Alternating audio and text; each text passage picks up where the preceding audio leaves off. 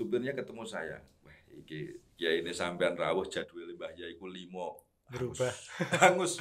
Bukan berubah, hangus. Bukan hangus karena memang beliau sangat ikroman kepada mas saya. Ya kalau sekelas Kiai Subhadar saja dengan Lirboyo dengan gurunya seperti itu, dan saya yakin kebesaran beliau ya salah satunya karena khidmahnya terhadap. Waktu itu safari di sekolah ini masih aneh. Ya, jadi safari dulu itu hanya di gunung-gunung karena memang ketika Lirboyo yang dawuh, Lirboyo yang minta atau Lirboyo yang memberikan pengarahan, tidak ada jawaban lain kecuali siap. Resiko belakangan.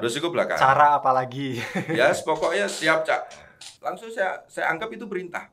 Ya, padahal beliau nek iso awakmu dolan nang Jambi ke Palembang, tapi saya anggap perintah, siap, Cak. Langsung saya telepon kawan-kawan, awak dhewe diperintah, disuruh sama Cak Qadir untuk ke Palembang dan Jambi. Nah, itu yang terjadi. Jadi kami punya komitmen bahwa ketika itu dawuh maka tidak ada jawaban lain kecuali siap. Beliau sangat perhatian. Sebelum perhatian kepada Lampung, beliau lebih perhatian kepada daerah lain. Tapi mungkin beliau menemukan satu kenyamanan di Lampung itu, yaitu tadi jawabannya satu, siap. Sehingga beliau mau ngapa-ngapain, siap, Rak, siap. Wah.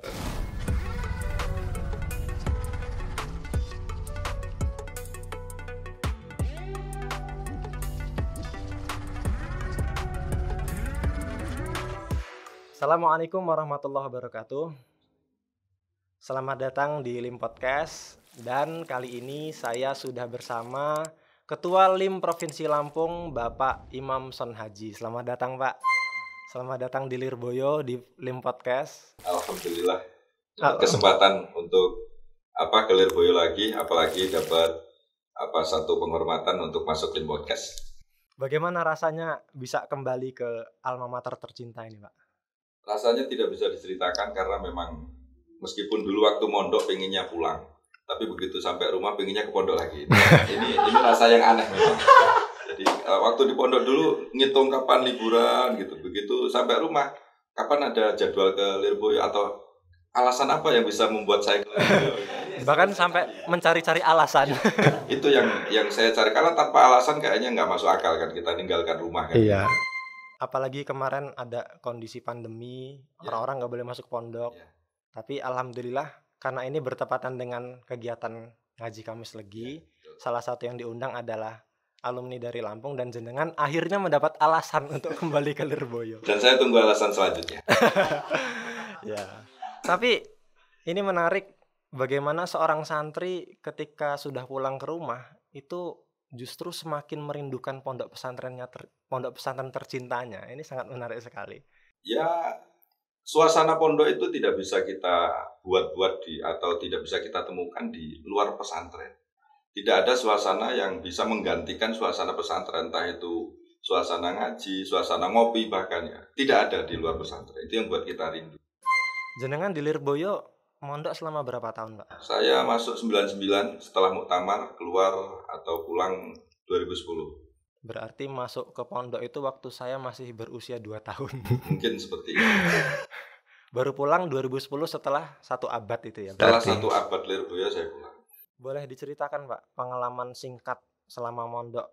Apa jangan-jangan sebelum Lirboyo pernah mondok di tempat lain juga? Saya 99 itu 97 saya mondok di Purworejo, tempat Habib Hasan Akil Al-Ba'bud, yang putranya juga ketua LIM Provinsi Jawa Tengah. Ya, salam pada Gus dan juga Habib. Jadi pangkatnya banyak itu. Santrinya jadi ketua LIM Lampung. Santrinya lebih dahulu jadi ketua LIM. Mendahului Gusnya. Nah, ini soal adab ini. Tapi tetap saya di bawah. Iya. Setelah itu saya 99 ke Lirboyo karena memang tadinya saya nggak kenal Lirboyo, tapi ada kawan yang memang kawan dulu di rumah main, ya kawan bermain, bukan kawan belajar, bukan kawan sekolah, kawan bermain. Akhirnya ngajak saya ke Lirboyo, begitu saya matur ke bapak, terus diketahui ada beberapa kawan main saya, bapak saya langsung nggak setuju, nggak jadi ini, pasti main-main terus ini ke Lirboyo, karena memang tidak ada sejarah saya belajar bareng sama mereka waktu itu. Yang ada bermain bersama sama mereka. Akhirnya nggak disetujui, tapi kebetulan ibu saya merayu, ya sudah kalau pilihan anak kenapa tidak? Ya akhirnya saya diantarkan ke Lirboyo 99 ya. Berarti nggak hanya sekarang mencari-cari alasan, Dari mau masuk pondoknya saja sudah mencari-cari alasan. Iya. Awalnya nggak boleh. Ya itulah unik, dan itu saya yakin ya satu keuntungan besar bagi saya untuk saya mondok di Lirboyo, karena sejarahnya bapak saya bukan alumni Lirboyo, keluarga saya nyaris tidak di Lirboyo. Jadi saya termasuk generasi kedua, generasi pertama dari bani saya yang di Lirboyo. Sebelumnya ada di Sarang, ada di Tegarejo, ada di banyak lah di pondok-pondok lain. Jadi memilih beda. Jadi ya pokoknya saya pengen ke Lirboyo gitu aja. Dan ini fakta menarik yang harus diketahui oleh penonton. Rentang tahun 99 sampai 2010 ini barangkali fase terpenting masa mondok beliau adalah ketika menjadi sopir dari Mbah Yaya Idris. Betul. Bahkan sampai selama 6 tahun gitu. 6 tahun, insya Allah sekitar 6 tahun lah. Itu gimana ceritanya bisa jadi sopir Mbah Yaya Idris itu? Jadi kehidupan saya itu penuh dengan kebetulan. Jadi saya itu asli Lampung tapi kamarnya di Blitar. Kamar Blitar. Waktu itu juga tidak ada saudara di Blitar sama sekali. Mbah saya itu Kebumen. Tapi ya itu teman saya kamarnya di Blitar. Terus kemudian saya di situ mulai 99 sampai 2004 ada tawaran nyupir dalam lah. Waktu itu nyupir dalam Yaya Idris. Saya langsung nggak berani kalau enggak, ini hanya nyupir pasar, antar jemput orang pasar, belanja terong, siap, cocok. Dan itu satu hal yang bisa jadikan saya alasan juga untuk keluar pondok kan. Lagi-lagi alasannya. Memang saya tuh jiwanya kan jiwa petualang. Iya. Kebetulan saya 2004 masuk, di tahun itu pula supir Yaya Idris, supir pribadi itu ada salah satunya Pak Juremi, mustaik saya, angkatan saya. Haji Ro'ub, terus ada waktu itu supir-supir ya itu kalau nggak mustahik munawib. Oh, bukan siswa. Bukan siswa. Saya siswa kelas 2 sanawiyah. Jadi makanya kebetulan yang 4 itu terus boyong, sudah undur diri setahun itu habis. Tidak ada satupun supir yang tersisa hanya saya. Sehingga akhirnya saya didaulat karena sudah masuk di situ berapa bulan. Ya otomatis saya yang jadi supir dia. Meskipun awalnya ya masih tertolak lah, belum bisa menyesuaikan dengan karakter beliau untuk di perjalanan. Alhamdulillah banyak pengalaman juga ya, karena memang dulu kalau kawan-kawan ngomong itu sampean penak nyupir cedek Mbah Yai, seolah-olah dianggap orang yang dekat Mbah Yai itu nggak usah ngaji nggak apa-apa. Ternyata mitos itu tidak benar. Ketika kita nggak ngaji ya kita nggak tahu apa-apa tetap. Ketika kita nggak belajar kita nggak tahu apa-apa. Kalau barokah oke. Ya, kalau barokah seperti dawuh mas saya bahwasanya al ilmu bita'allum wal barokatu bil khidmah kan gitu. Tapi kan barokah ini kalau nggak ada ilmunya terus barokah ya apa? Barokah nyupir pasti saya sampai hari ini nanti jadi supir kalau barokahnya supir. Tapi alhamdulillah ada sedikit ilmu yang bisa saya ambil selama di Lirboyo sehingga memberkahi saya. Maka sedikit ilmu itu ya alhamdulillah bisa membuat saya sampai hari ini ya lumayan berarti lah bagi saya dan keluarga gitu. Dan akhirnya di kemudian hari aktif bersama alumni-alumni lain dan diamanahkan menjadi ketua LIM Provinsi Lampung. Itu tepatnya kapan? Atau terbentuknya LIM di Lampung? Terbentuk LIM di Lampung itu kisaran tahun 2014 pelantikan pertama. Jenengan langsung jadi ketua? Saya langsung jadi ketua LIM. Jadi sebelumnya sejarahnya begini. 2008 saya ketua Safari. Ya, ketua Safari Forsal Lampung, tempatnya di daerah kami. Kemudian waktu sidang koordinasi dengan beliau almarhum Al-Mahfudlah Cak Qadir, beliau mengabsen satu-satu diperiksa ini di mana siapa saja. Terus saya ketahui Ison Haji. Terus jadwal saya itu Safari itu ada salah satu jadwal di sekolah, selain kita di musola, di masjid, di sekolah. Beliau kontan, Safari kok neng sekolahan ini golek cewek mesti. Ini karena waktu itu Safari di sekolah ini masih aneh. Ya, jadi Safari dulu itu hanya di gunung-gunung. Nah, tempat saya itu nggak bisa lah untuk langsung action ke situ. Maka saya langsung ke pesantren, ke lembaga pendidikan dan juga ke masyarakatan. Ini Cak Qadir langsung agak-agak gimana loh. Mencurigai. Iya, Safari kok neng sekolahan. Di situ saya ditantang sama beliau. Sesuk tak endangi Safarimu. Koyo ngopo? Karena memang itu mungkin safari di sekolah pertama di daerah ya, saya bicara di daerah. Pertama mungkin.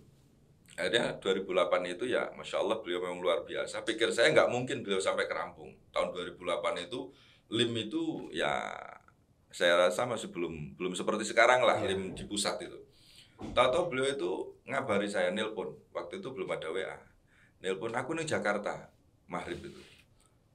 Aku mengelampung pora, nggih Sak. Kowe njaluk dendangnya pora, nggih. Padahal waktu itu setelah saya jawab nggih, saya juga bingung dengan kawan-kawan. Apa yang harus kita berikan ke beliau?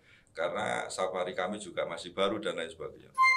Jadi sambil bingung, yo seneng karena beliau mau rawuh ke Lampung, tapi masih tanda tanya. Iya apa enggak? Akhirnya jam 9 beliau nelpon. Aku serampung nih Jakarta. Loh, kok nggak nginep kata saya. Akhirnya terus saya langsung ke Lampung. Subuh sampai di Lampung. Yaitu hebatnya beliau luar biasa. Ternyata beliau itu memang murni ingin ngecek langsung lokasinya dan kegiatannya. Sampai Lampung itu langsung ditanya kegiatannya apa, jadwalnya apa, langsung saya sodorkan. Kebetulan memang sudah kita persiapkan jauh-jauh hari gitu, karena kalau beliau tanya harus bisa jawab gitu. Ada kita ajukan. Nah, beliau sampai mengatakan ini safari terpadat kegiatan. Karena apa? Pada subuh ada acara, ada kegiatan ngaji murattal pada waktu jam 7.30 itu ngisi di sekolahan aliyah, jam 1 siang itu di sanawiyah ya, terus kemudian ba'da asar itu free, ba'da isya itu ada safari keliling di anu. Jadi kata beliau ini terpadat. Iki bocahmu ra iso istirahat iki. Ngeten iki. Yes. Lalu aku bali. Ya kami kan tambah pelenggung loh. Kok wangsul? Yes, cukup dengan laporan ini karena sudah diklarifikasi, dikumpulkan, ditanya seperti biasa kan tugasmu apa di mana. Beliau sudah puas, sudah tidak ada lagi yang mau saya periksa. Saya mau pulang. Ya kami ya tetap dengan kawan-kawan berusaha jangan sampai pulang. Ya tunggu dulu dong, nginep-nginep dulu atau apa, masa subuh rawuh barduhur kondur kan ya eman-eman. Akhirnya saya tawarkan, jenengan harus cross check kebenarannya aja. Itu kan baru laporan saya bilang. Yang menawarkan malah peserta. Iya, saya tantang seharusnya kan kalau sekarang beliau sudah oke, pun sampun. Iya. Kalau ini malah jangan sampai pulang dulu. Jangan pulang dulu. Jenengan harus tahu prosesnya. Bener apa enggak? Jangan-jangan kulo ngapusi kulo.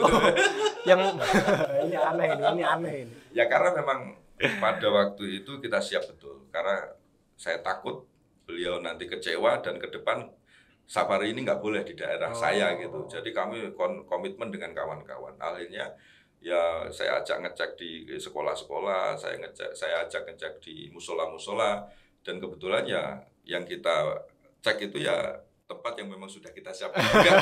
Jadi beliau ini cocok, ini masuk.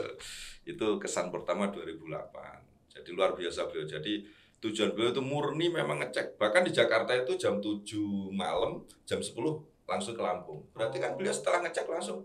Nggak ada kepentingan lain. Nggak ada kepentingan lain, itu yang luar biasa. Kalau saya kan kesini kepentingannya salah satunya ya memenuhi undangan, yang kedua dolan kan gitu. Kalau beliau enggak. Itu hebatnya beliau. Dan semenjak 2008 itu akhirnya Cak Qadir dan alumni-alumni dari Lampung punya hubungan yang dekat. Belum juga sebetulnya. Belum juga. Karena setelah 2008 itu kan saya kembali ke pondok, saya nggak ngurus safari lagi, dan kawan-kawan juga nggak berani ngaturi kan gitu. Baru setelah 2010, sekitar 2012 atau 2013, beliau ke Lampung lagi dalam rangka survei safari. Waktu itu saya sudah di rumah. Nah, alhamdulillah saya dan kawan-kawan alumni Forsal, ya pengurus-pengurus Forsal itu langsung punya komitmen, kita harus ngawal. Nah, setelah kita kawal, beliau mengikuti perkembangan alumni, beliau juga tanya-tanya tentang kegiatan-kegiatan yang ada. Beliau sangat respect dengan Lampung, karena yang beliau tanya ketika ada alumni datang, siapa main di berapa kilo atau berapa jam? Ada yang 7 jam, ada 9 jam, ada 5 jam, paling dekat 2 jam setengah. Saya itu ke lokasi beliau transit. Luar biasa. Kok iso teko kene? Ya hormat jenengan, saya bilang gitu. Wah, dari situ langsung survei safari di Pringsewu, waktu itu tempat Pak Mail. Kemudian beliau melihat Forsal ini safari juga bagus, alumninya juga sangat antusias. Nah, sepulang dari Pringsewu beliau menawarkan gawe acara engko aku sing matur Mbah Idris karo Mbah War tak rawuh ning Lampung. Waktu itu seperti biasa kami dan kawan-kawan mengatakan siap. Siap dulu. Karena memang ketika Lirboyo yang dawuh, Lirboyo yang minta atau Lirboyo yang memberikan pengarahan, tidak ada jawaban lain kecuali siap. Resiko belakangan. Resiko belakangan. Cara apa lagi? Ya, pokoknya siap, Cak. Nah, setengah tahun kemudian beliau nelpon saya. Piye, nggawe acara, engko aku sing matur. Siap ora? Siap, Cak. Siap. Habis itu mikir lagi saya, siapnya bagaimana ini Mbah Idris dengan Mbah Yai Anwar Mansur 2014 beliau rawuh ke Lampung itu. Akhirnya saya kumpul alumni. Waktu alumni belum kompak lah, masih sangat minim. Kita nggak punya dana, kita nggak punya sumber dana, kita nggak punya apa-apa. Tapi berkat ketua kami, ketua Himasal yang support, ya sudah, ayo kita lanjutkan. Alhamdulillah. Terus proses demi proses, kita yakinkan kita siap. Cak Qadir, wes aku matur. Beliau matur ke Mbah Yai. Di situ ada pelantikan LIM. Ya saya pertama 2014 itu, dan pelantikan Himasal kalau nggak salah waktu itu. Mbah Yai itu kan dengan LIM sangat luar biasa. Saya tahu, semenjak saya nyupir itu Mbah Yai dengan kegiatan safari. Kalau dulu safari dakwah, belum ada LIM. Dengan safari dakwah luar biasa. Piye cara dawuh beliau, piye dari situ pernah Lampung. Aku siap insyaallah, aku tak teko. Akhirnya ya sudah kita sepakati beliau rawuh ke Lampung dengan Mbah Yai Anwar. Ya, berangkat dari siap itulah Lampung sampai hari ini memang seringkali dianggap daerah luar Jawa ya, tanda kutip, yang paling siap di antara yang lain. Karena apa? Dawuh-dawuh itu selalu jawabannya siap, tidak ada kata lain. Oh, jadi kunci dari alumni-alumni Lampung Ya. sampai sekarang ini adalah siap. Siap. Saya itu pernah diutus Cak Qadir ke Jambi. Karena beliau melihat berapa kali ke Lampung, kami itu sampai ya nyuwun sewu ya, karena kami dulu waktu itu mulai belum nikah sampai punya istri itu secara ekonomi masih sangat minim. Itu masih pakai motor semua kami sampai ke Palembang kemana, turba-turba mengumpulkan kawan-kawan itu pakai motor selampung itu, sama Ustadz Teguh, sama Ustadz Nasuha, sama Ustadz Ma'ruf dan banyak lagi lah kawan-kawan. Pakai motor. Ya berangkatnya memang seneng dolan lah. Intinya ya apa ya, menyalurkan hobi. Menyalurkan hobi. Akhirnya beliau memutuskan, awakmu ki aja ning Lampung tok. Jambi Palembang kae diwarai, ben lime maju, Himasalnya kompak piye carane. Dan terus, nggih Cak, insyaallah kapan-kapan. Terus saya diskusikan, dhewe kon meng Jambi. Langsung saya anggap itu perintah. Ya, padahal beliau nek iso awakmu dolan nang Jambi ke Palembang. Tapi saya anggap perintah, siap Cak.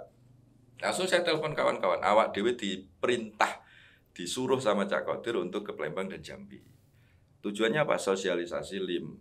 Artinya mengumpulkan Himasal. Karena kita dianggap sudah kompak, padahal kita belum kompak. Oke, siap. Semua juga begitu, siap. Alhamdulillah ya, yang rental kita, ngerental sampai ke Palembang. Di Palembang kita juga ya ngedolan lah, ngobrol sama LIM dan Himasal sampai ke Jambi. Ya saya laporan saya ke Jambi, wes cocok, salam karo konco-konco. Nah itu yang terjadi. Jadi kami punya komitmen bahwa ketika itu dawuh maka tidak ada jawaban lain kecuali siap. Sehingga akhirnya LIM Lampung hari ini dianggap tanda kutip dianggap baik mungkin ya dari sebagian. Dan Himasal Lampung dianggap kompak karena memang yaitu jawabannya satu, siap, tidak ada yang lain. Dan itu sedikit banyak ada campur tangan Cak Qadir. Sangat, bukan sedikit banyak. Forsal itu bisa besar sampai seperti ini Cak Qadir. Saya merasa Cak Qadir luar biasa bagi kami. Karena beliau sangat perhatian sampai kepada organisasi yang ada di pondok ya. Organisasi di pondok itu kan sebetulnya kan ilegal lah waktu itu ya. Belum punya HP loh, HP-nya luar jauh, itu diopeni. Potensi-potensi yang kaitannya dengan anak pondok itu diopeni sama beliau. Beliau melihat Forsal banyak, terus kita punya rombongan, terus ada uang di situ ya, hasil rombongan ya. Beliau langsung telepon ngomong, duit kayak aja dicekel bocah-bocah. Entek engko. Nah, terus cekel Himasal, engko kena dinggo kegiatan safari dan lain sebagainya. Langsung saya komunikasikan, perintah Cak Qadir, uang harus dikumpulkan di Himasal. Anak-anak kan agak gimana, orang yang nyari dana mereka kok yang megang kita. Ya kalau sampai nggak mau ya sudah nggak apa-apa, ini perintah Cak Qadir. Saya ditelepon lagi, piye son? Kadose tasik bulet, wes tak celuk aku, kon ngadep aku. Sampai dipanggil sama Cak Qadir, diberikan arahan bahwa uang ini diamankan ke Himasal agar tidak habis. Ketika ada apa-apa juga beliau langsung itu support. Maka Bukan hanya Himasal, bukan hanya Lim, bahkan Forsal itu mendapatkan perhatian dari Cak Qadir. Dan beliau memberikan perhatian itu bukan karena menafikan daerah yang lain. Beliau sangat perhatian. Sebelum perhatian kepada Lampung, beliau lebih perhatian kepada daerah lain. Tapi mungkin beliau menemukan satu kenyamanan di Lampung itu, yaitu tadi jawabannya satu, siap. Sehingga beliau mau ngapa-ngapain, siap, Rak, siap. Wah, berarti sangat kehilangan sekali. Sangat luar biasa. Maka ya mudah-mudahan lah kami bisa meneruskan perjuangan beliau karena memang ini tugas berat dari beliau dan para masyayikh agar supaya kami bisa mengembangkan Lim, Safari, dan Himasal di daerah. Yang terakhir Gus, yang terakhir Pak, jadi jenengan ini kan sudah banyak pengalaman di rumah, safari, kemudian bareng-bareng ngopeni alumni dan sebagainya. Barangkali ada pesan untuk teman-teman santri yang masih mondok di sini, apa yang perlu dipersiapkan, tantangan apa yang barangkali akan ditemukan di rumah gitu. Ya, kawan-kawan santri yang jelas satu, tetap mengikuti arahan pesantren, arahan pondok. Yang kedua, jangan anti berorganisasi. Karena mayoritas yang tadinya berorganisasi, aktif berorganisasi di pondok, nanti di rumah ini lebih enak untuk bergaul dan juga melanjutkan organisasi yang ada di rumah. Tapi meskipun tidak semua yang tadinya aktif di rumah aktif, ada bahkan banyak, ya beberapa lah ya. Tadinya aktif di Lim, tadinya aktif di Forsal, tadinya begitu di rumah, tidak. Yang jelas begini, ketika jenengan di pondok berorganisasi, niatkan khidmah, karena ada khidmah di situ. Ketika nanti pulang, jangan berhenti untuk berkhidmah, karena barokah dari khidmah itu luar biasa. Kami itu, saya secara pribadi ya, seperti apa yang dulu pernah disampaikan Wan Fakih, itu memang saya membuktikan Yai Subatar itu dengan Lirboyo luar biasa. Kalau kata Yai Fakih, beliau ketika diundang Lirboyo, masih om berangkang aku mangkat, itu memang saya sudah dengar lama. Beliau itu tidak hanya itu, ketika ada dzurriyyah Lirboyo rawuh, maka beliau mengorbankan semua kegiatan. Pernah Mbak Yai Idris rawuh ke tempat Yai Subatar, ada acara di Probolinggo waktu itu, saya ingat betul. Subuh nelus terus dawuh iki ingin mampir nang ndi yo. Ya saya langsung gitu ngene Subatar mawon kan lewat saya bilang gitu. Oh iya wes telepon, "Ye, teng griya mboten?" "Nggih, Yai. Kula ajeng mampir." "Oh, nggih." Ternyata begitu mampir ya karena beliau sangat menghormati kiai ya. Ya, kita juga nggak tahu kegiatan beliau apa. Supirnya ketemu saya. Wah, iki kiai ini sampean rawuh jadwal Mbah Yai ku 5 Berubah. hangus. Bukan berubah, hangus. Bukan hangus karena memang beliau sangat ikroman kepada mas saya. Maka itu juga jadi motivasi saya.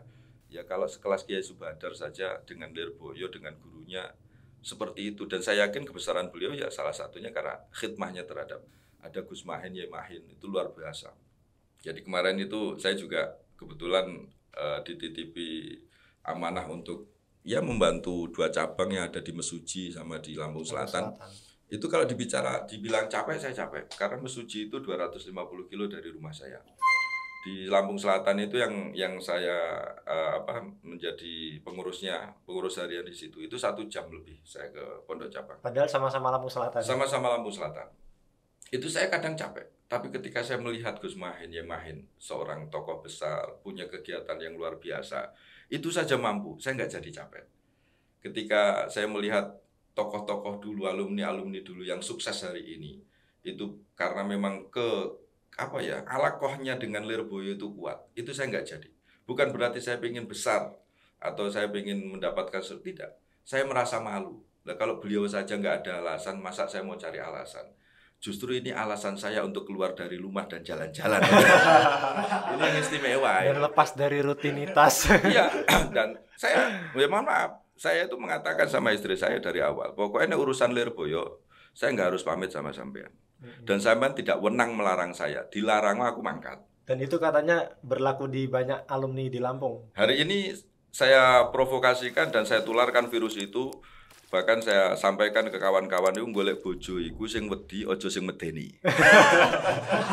Ini penting. Karena apa? Lim itu kan kegiatannya luar biasa. Ketika musim-musim tertentu itu luar biasa. Sampai meninggalkan rumah kalau di Lampung itu hitungannya bukan jam, hari. Kita tugasnya 2-3 hari lah. Ini bojone medeni ora bakal mampu, Pak. Ora bakal mampu. arep Gus Ritek wis ora bakal mampu. Maka harus cari istri yang wedi. Wedi itu ya tahu barokah. Ya tapi proses saya sampaikan ini lirboyo. Nah, kadang istri saya juga ngomong, loh, kita juga punya tugas. Anak-anak kita bagaimana ngajine sampean piye? Loh, aku ki nglakoni saya bisa seperti ini karena lirboyo. Maka ketika saya tugas lirboyo, ya tidak ada alasan. Saya ninggal rumah, ninggal anak, katakan ninggal jadwal ngaji. Oh, enggak masalah, ini karena lebih aslah lagi. Karena saya ngaji di rumah urung karuan nenek barokah, tapi aku metu insyaallah oleh barokah teko lirboyo gitu loh. Justru itu menjadi ces sendiri bagi anak-anak yang dititipkan ke saya, santri mbaya sepuh yang dititipkan ke saya, yaitu tadi ketika saya ngaji di sini, mereka malah lebih pintar daripada saya ulang terus tiap hari. Itu saya yakini betul itu. Gitu. Jadi bahkan saya pernah tahu jenengan dan kawan-kawan itu mau main ke Jawa Barat, itu mampirnya ke Lirboyo. Ya, itu waktu itu kawan saya sakit, terus harus di Jawa Barat, harus melakukan satu pengobatan di Jawa Barat. Sampai sana waktunya masih longgar, akhirnya yang diingat Lirboyo. Jadi kalau Lirboyo itu bagi kami rumah kedua.